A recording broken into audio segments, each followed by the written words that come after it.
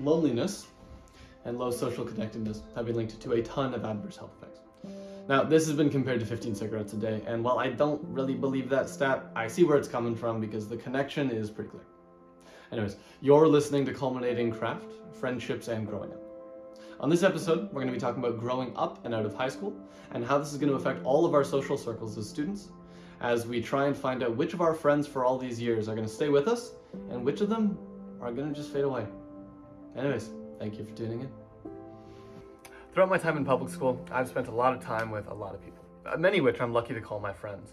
But over the years, as we get to different schools and different classes, some of those friendships, they start to come and go.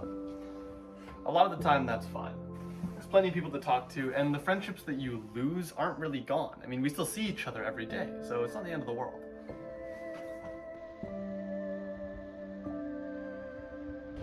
Thing is, in senior year, mere months from graduation, things have started to feel a lot more fun. Now, not knowing which friendships are actually long-lasting feels kind of risky when university is going to put stress on all of them. Physical distance. Places like Queen's are hundreds of kilometers away from any other university. Life itself can get in the way, and of course, schooling itself kind of needs to take priority. Look, I want to know which of the bonds that I've produced over these years are actually going to be the kind where I can count on them, and they know that they can count on me after graduation. I spent a lot of time thinking about this. I distinctly remember sitting here in the mall with a bunch of friends after school, everybody working, talking, pretending to work, and just thinking to myself, which of these 20 odd people am I gonna actually see in even 2 years? And I liked everybody, I didn't want to lose contact with anyone, but that feeling of realist dread just sank in my stomach and could not be ignored.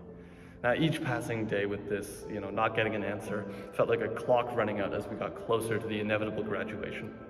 And now, this plus regular school stress, it honestly did not make for a good few weeks. But over time, spending time with my friends, inside school, outside of school, things just started to click.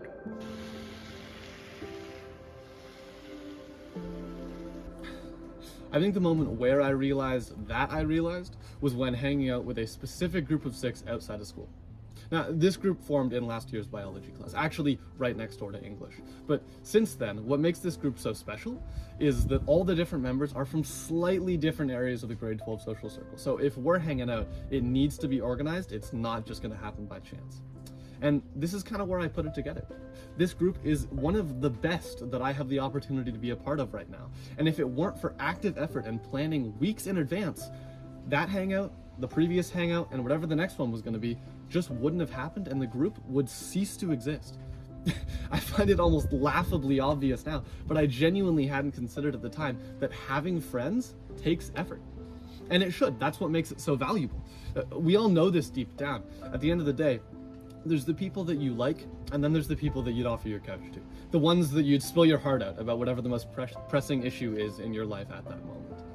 And the thing about these close, almost symbiotic friendships is you can't really just drop by, kind of stop in and out. You need to put active effort in. But what you get in return tenfold. Because these people, you become part of their pack, and they become part of yours. This major finding, as abundantly evident as it is to me now, really made me stop and reconsider my social standing with all of the people around me that I consider my friends. After all these years, which of these people would I actually seriously miss? Most of the comers and goers, if you will, haven't really had much impact on me in their absence, nor I on them. But somehow, things feel different this time. It's gotta be because we're older, but whatever the reason. The close friends that I have now, they matter a lot to me.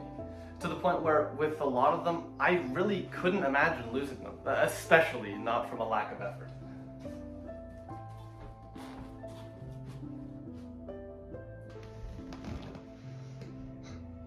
Between university over the next few years and a full-on career after that, life is going to be getting harder. Or at least it's definitely not getting easier. Everything that we take for granted is going to be put to stress, and that includes the time that we spend with the people that we care about most. But the thing is, that's kind of part of the deal. And it becomes up to us as adults to make sure that we keep those connections strong.